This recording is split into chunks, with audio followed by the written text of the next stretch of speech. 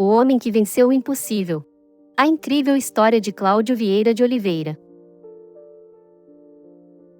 Quando eu nasci, os médicos não sabiam direito o que dizer. O que viram foi um bebê, com a cabeça inclinada completamente para trás. Os braços grudados ao peito. As pernas, finas e imóveis. E uma condição rara, quase nunca vista. O nome que deram foi difícil de pronunciar. Artrogripose múltipla congênita. Mas o que ficou mesmo, foi o silêncio. Aquela pausa dura, entre o exame e o diagnóstico. No hospital, os profissionais não deram esperanças. Disseram para minha mãe que eu não sobreviveria. Que meu tempo aqui na Terra seria curto. Horas, talvez um dia. No máximo 2. Disseram mais. Disseram que não valia a pena alimentar, nem tentar tratar. Que seria melhor deixar o tempo correr. E deixar que a vida, por si só, se encerrasse. Mas minha mãe... Ela ouviu tudo aquilo com o coração de uma guerreira. Olhou para mim, tão pequeno, frágil, mas vivo. E tomou uma decisão que mudou tudo. Eu não vou desistir do meu filho. Ele vai viver. E vai viver com dignidade. Ela me levou para casa. Sem saber o que viria. Sem garantias. Sem manual. Mas com fé. Com amor. Com coragem. Meu nome é Cláudio Vieira de Oliveira. E a minha história não é sobre pena. É sobre escolha. A escolha de acreditar. Mesmo quando todo o resto dizia que era impossível. Hoje, depois de tudo, eu olho para trás.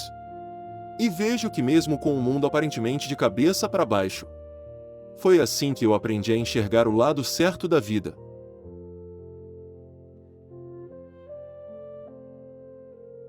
Eu nasci no dia 24 de outubro de 1976.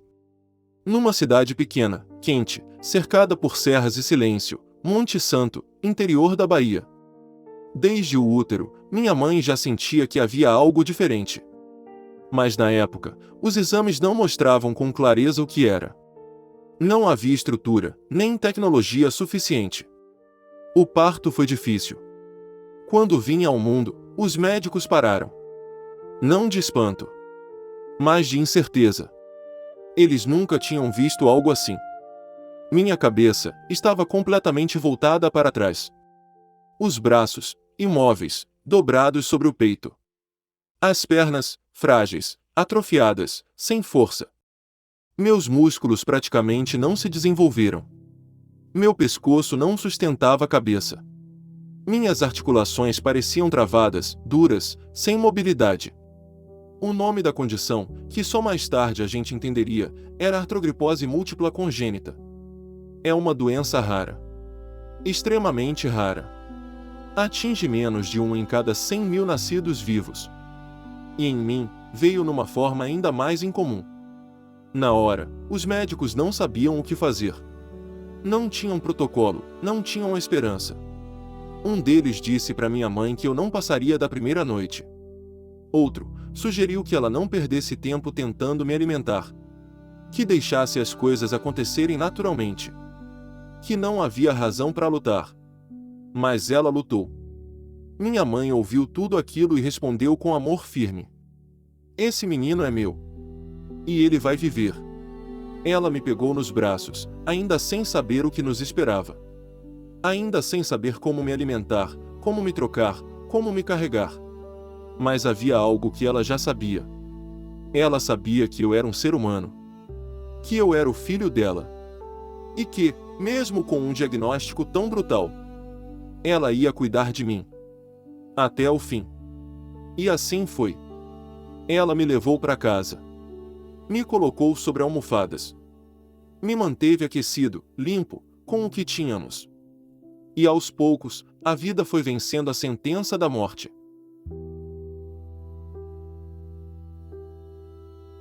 Eu não estaria aqui hoje, se não fosse pela decisão que a minha mãe tomou. Enquanto os médicos falavam em desistir, ela escolheu lutar. Enquanto especialistas diziam que não havia mais o que fazer, ela fez o que ninguém tinha coragem de fazer. Me amar do jeito que eu era. Minha mãe se tornou os meus braços. Se tornou minhas pernas. Se tornou tudo o que eu precisava para continuar vivo. Ela aprendeu a me carregar com cuidado, a me deitar em posições seguras, a entender o meu corpo como ninguém. Porque a artrogripose me impedia de fazer quase tudo. Eu não conseguia firmar a cabeça. Não conseguia ficar sentado sozinho. Não conseguia rolar na cama, nem engatinhar, nem ficar em pé. Tudo que para outras crianças vinha naturalmente, para mim era impossível. Pelo menos naquele início. Mas minha mãe, ela nunca me tratou como um fardo. Pelo contrário. Ela dizia que eu era inteligente. Que eu era capaz. Que um dia eu ia mostrar ao mundo que valia a pena ter acreditado em mim. E ela fazia isso mesmo sem ter estudos. Mesmo morando numa casa humilde, sem acessibilidade, sem estrutura, sem apoio do Estado. Ela me dava banho. Me dava comida com uma colher adaptada. Me carregava nos braços por onde fosse preciso. Me punha sobre almofadas, me cobria com panos leves para eu não sentir dor. Dormia pouco. Cuidava de mim em tempo integral. E ainda assim, nunca reclamava. Ela sabia que a medicina podia ter um diagnóstico. Mas ela tinha fé. E com a fé dela, o impossível começou a perder força. Os dias foram passando. Depois, as semanas. Os meses. E aquele bebê que disseram que não duraria um dia. Continuava ali. Respirando. Crescendo. Vivendo. Graças à decisão de uma mulher que se recusou a ouvir os que diziam, não vale a pena. Minha vida não começou com esperança. Mas começou com amor. E isso fez toda a diferença.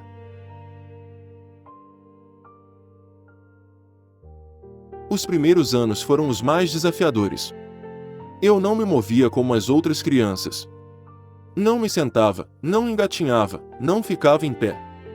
Meus músculos simplesmente não respondiam. Minha cabeça ficava virada totalmente para trás. Era como se o mundo estivesse de cabeça para baixo, o tempo todo.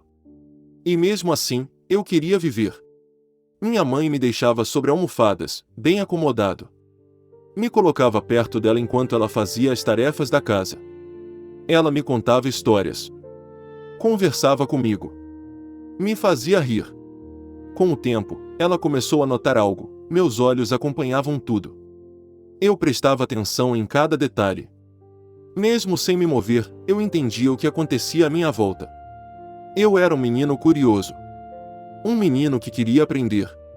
Mas o corpo ainda era um limite. Até que, um dia, algo começou a mudar.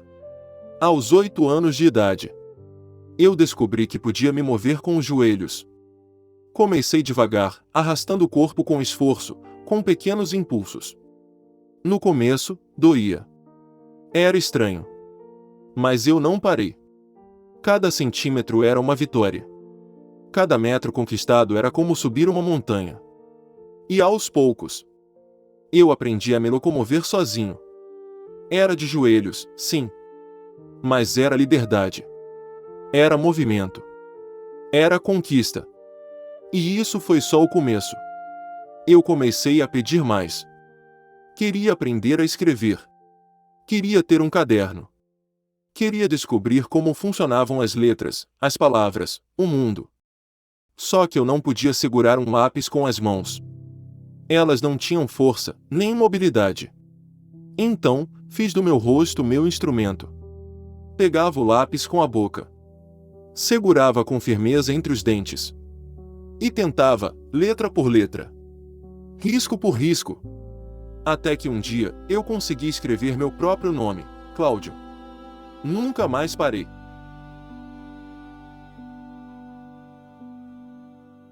Depois que eu aprendi a escrever com a boca, um novo mundo se abriu diante de mim. Eu queria aprender tudo. Cada palavra era uma chave.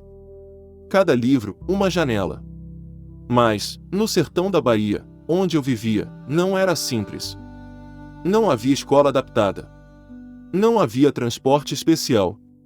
E muitas pessoas ainda achavam que eu não ia dar em nada. Mesmo assim, minha mãe e eu não desistimos. Ela me carregava nos braços até onde fosse possível. Depois, quando já conseguia me mover de joelhos, alguns amigos começaram a me ajudar. Me levavam até a escola. Me colocavam na sala. Eu me ajeitava sobre almofadas. E ali, prestava atenção em cada palavra do professor. No começo, muitos olhavam com estranheza. Tinha quem dissesse que era perda de tempo. Tinha quem me olhasse com dó. Mas eu não precisava de pena. Eu precisava de oportunidade. E quando essa oportunidade veio, eu agarrei com tudo. Estudei. Me dediquei. Aprendi português, matemática, história. Passei no ensino médio. E depois, dei um passo que muitos consideravam impossível para alguém como eu. Entrei na universidade. Aos 23 anos, fui aprovado no curso de Ciências Contábeis da Universidade Estadual de Feira de Santana, a 258 quilômetros da minha casa. Foi um desafio imenso. A viagem até a cidade era longa, cansativa. Eu precisava de apoio para quase tudo. Mas lá estava eu. Com um caderno, com um lápis na boca, com força no coração. Foram anos de muito esforço. Mas no final, valeu cada segundo. Eu me formei.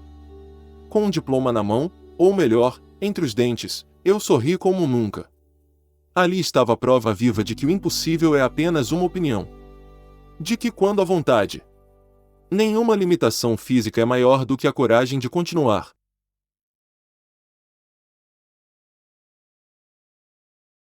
Depois que me formei em Ciências Contábeis, uma nova etapa começou na minha vida. Aos olhos de muita gente, o diploma já era um milagre.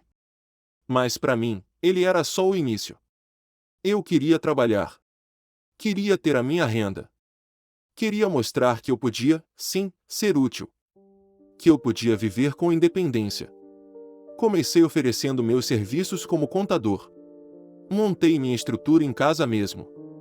Adaptei meu espaço para que tudo ficasse acessível. Computador na altura do queixo, teclado posicionado com precisão, mouse sensível ao meu jeito de mover a cabeça. A digitação, eu fazia com o bico do nariz. A navegação nos sistemas contábeis, com toques leves e coordenados com o queixo e a boca. Nada foi fácil. Mas tudo foi possível. Comecei atendendo pequenos comércios, amigos, vizinhos. Com o tempo, fui ganhando confiança. Ganhei respeito. Ganhei clientes. E junto com os primeiros honorários, veio a sensação que até hoje é uma das maiores da minha vida. Há de ser capaz de me sustentar. Com o meu trabalho. Com a minha dedicação. Com o que eu construí com esforço. Aquela criança que disseram que não viveria 24 horas. E estava ali. Dando notas fiscais, fechando balanços, analisando planilhas. Com a cabeça virada para trás, sim. Mas com o olhar voltado para o futuro. E isso, ninguém podia tirar de mim.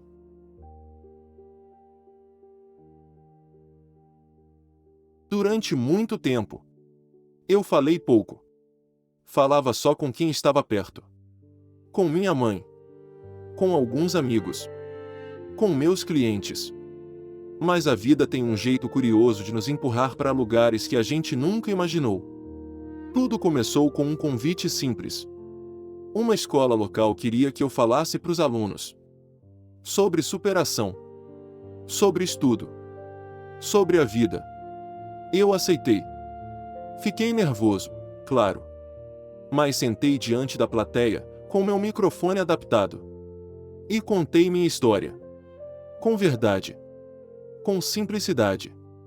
No fim da palestra, o silêncio. Depois, as lágrimas. Depois, os aplausos. Ali, eu entendi. Minha vida tinha se tornado uma mensagem. E a partir daquele dia, as portas começaram a se abrir. Vieram convites para falar em outras escolas. Em igrejas. Em universidades. Fui chamado para congressos, encontros, eventos motivacionais. Fui entrevistado em rádios, jornais, programas de televisão. E então, vieram os convites de fora. Fui até o Vaticano. Conheci o Papa João Paulo II. Falei sobre fé, sobre resistência, sobre o poder de uma mãe que não desiste. Em 2016, realizei um dos meus maiores sonhos. Lancei meu livro. O mundo está ao contrário. No MASP, Museu de Arte de São Paulo. Ali, naquele palco, no coração de uma das maiores cidades do país, eu compartilhei minha história com centenas de pessoas. Pessoas que foram ouvir e acabaram sendo transformadas. E não parou por aí. Minha história cruzou fronteiras. Saiu em sites internacionais. Foi traduzida para outras línguas. Recebi mensagens do mundo inteiro. Gente que dizia: Cláudio, depois que te ouvi, parei de reclamar. Cláudio, agora eu acredito que posso continuar. Foi aí que eu percebi que minha voz era maior do que eu. E que mesmo com o corpo diferente, com a cabeça virada, Deus tinha me dado uma missão: falar, tocar, inspirar.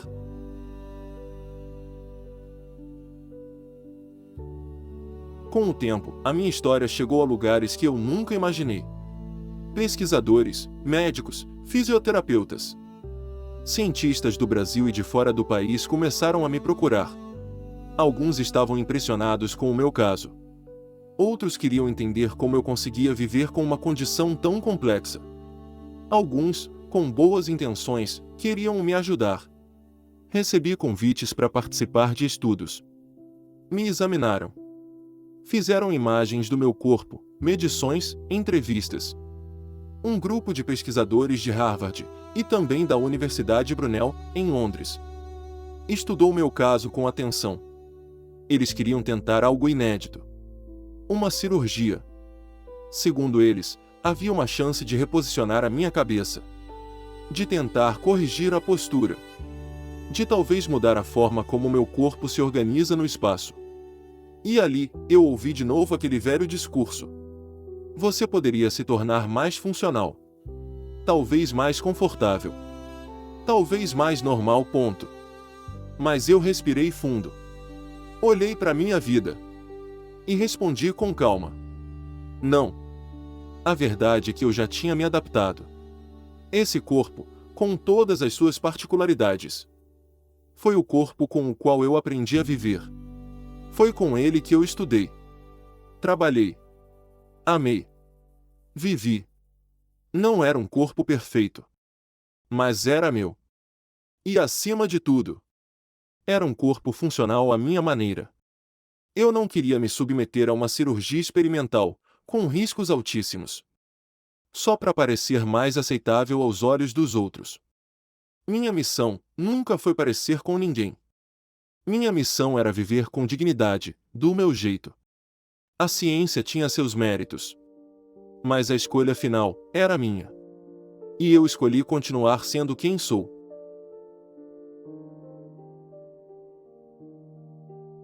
A essa altura da minha vida, muita gente já sabia da minha história.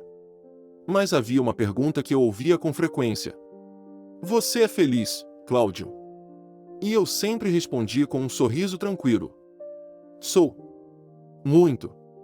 Porque sim, eu tenho limitações. Mas isso nunca me impediu de viver uma vida plena. Eu trabalho, faço palestras, cuido da minha casa, administro meus compromissos. Mas também danço, caminho, viajo. Já conheci várias cidades brasileiras. Já vi o mar. Já andei de avião. Já participei de eventos com milhares de pessoas. Faço amizades por onde passo. Gosto de conversar, de ouvir histórias, de aprender com os outros. Já me apaixonei. Já vivi amores, sorrisos, momentos que só quem sente sabe. Eu me visto bem. Me cuido. Cuido da minha mente. E agradeço todos os dias por estar aqui. Não foi fácil chegar até aqui, mas valeu a pena. E se hoje eu posso dizer que sou feliz, não é porque conquistei tudo o que queria. É porque aprendi a amar a vida exatamente como ela é. Com cabeça virada para trás. mas com o coração sempre virado para frente.